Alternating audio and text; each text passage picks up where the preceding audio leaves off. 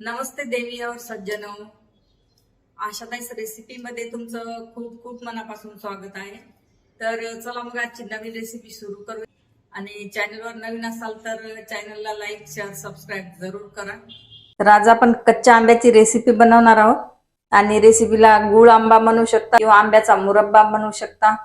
तर इथे मी अर्धा किलो आंबे घेतलेले आहेत. आणि हे गोड आंबे आहेत, आंबट आंबे नाही आहेत. हे तोतापुरी आंबा आहे. पहिले याचे देठ काढून घेऊया. देठ काढून आंब्याच्या वरची ही साल काढून टाकायची आहे.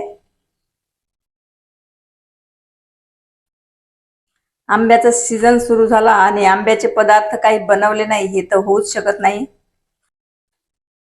माझ्या चॅनलवर लगभग 2 हप्ते झाले रेसिपी टाकली नाहीये. तर अशा प्रकारे आंब्याची साल काढून घ्यायची आहे. तर आंब्याला कापून घ्यायचं आहे अशा प्रकारे. आणि आंब्याला अशा ग्रेटरनी ग्रेट करून घ्यायचं आहे.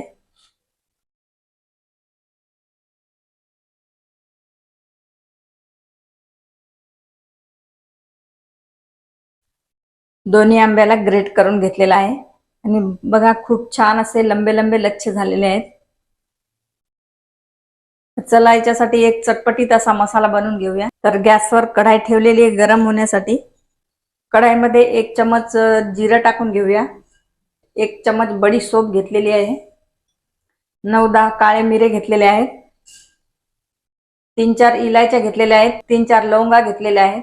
2 दालचिनीचे तुकडे घेतलेले आहेत. याच्यामध्ये धन्याचा टेस्ट आवडत असेल ते पण टाकू शकता, पण मी एवढेच मसाले घेतलेले आहेत. तर याला छान रोस्ट करून घ्यायचं.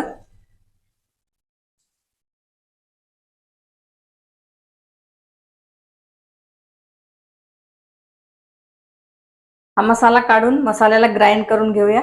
तर बघा मसाल्याला ग्राइंड केल्याच्या नंतर असा मसाला झालेला आहे. तर याच कढाईमध्ये 2 चमच तेल टाकून घेऊया. तेल गरम झाल्याच्या नंतर 1 चमच कलौंजी टाकून घ्यायची आहे. 1 पिंच टाकायचा आहे हिंग. आणि अर्धा चमच टाकायचा आहे काश्मीरी लाल मिरची पावडर. लगेचच आपल्याला हे आंबा टाकायचा आहे.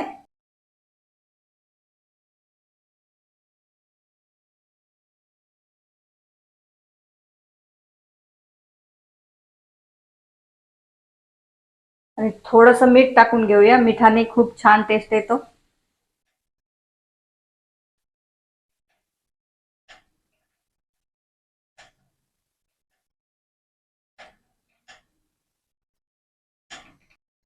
याच्यामध्ये पाण्याचा वापर करायचा नाही. आपला मुरब्बा 1 वर्ष टिकतो आणि खराब पण होत नाही.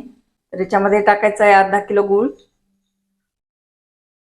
जेवढं आंब्याचं प्रमाण होतं तेवढाच गुळाचं प्रमाण पण घ्यायचं आहे.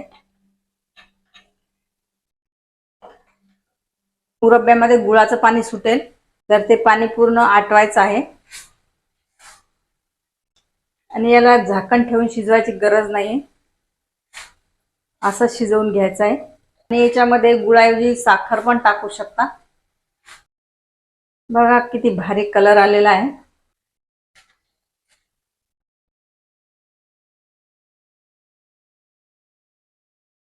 आणि मुरब्ब्याचा पाक पण बघा एकतारी पाक झालेला आहे.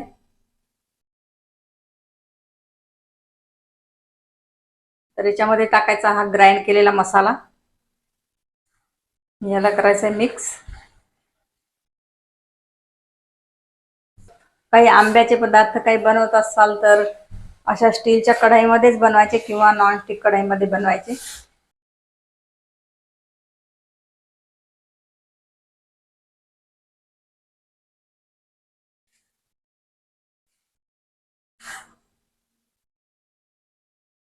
बघा खूप छान असा मुरब्बा झालेला आहे.